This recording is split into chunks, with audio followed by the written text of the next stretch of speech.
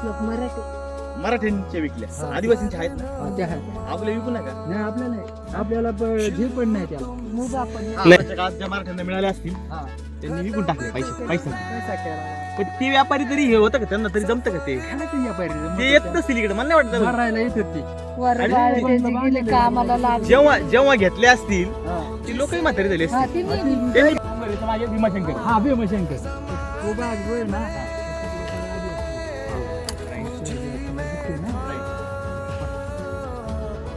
Yes.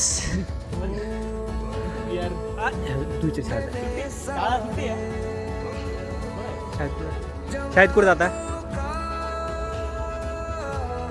पण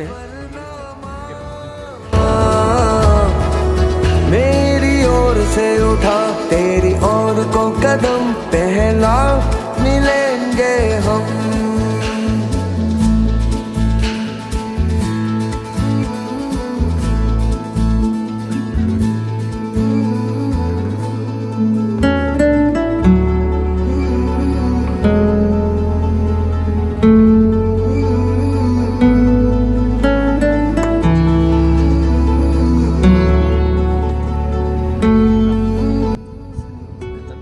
विचार कर त्या काळात ह्या याच्यातून डोंगरदऱ्यातून शिवाजी महाराजांचे मावळे कशा पद्धतीने वर चढत असतील,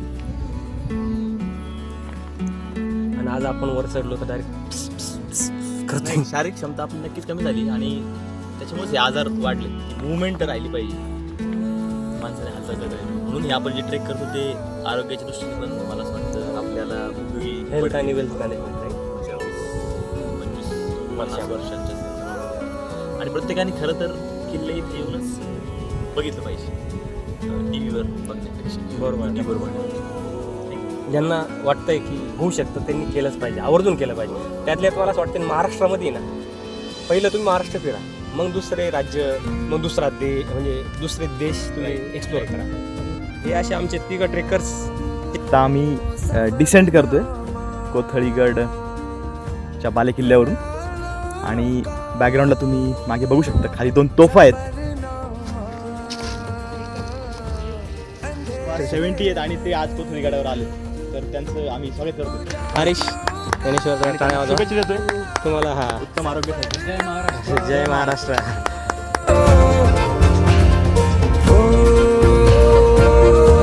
सवेरे सा पुराना भी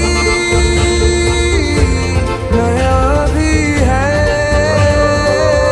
मस्तपैकी ट्रेकिंग झालेली आहे.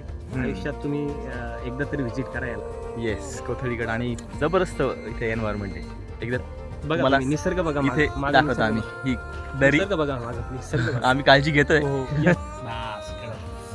तुम्हाला पाठवून दे, मग आपली व्हिडिओ तयार करून. हा.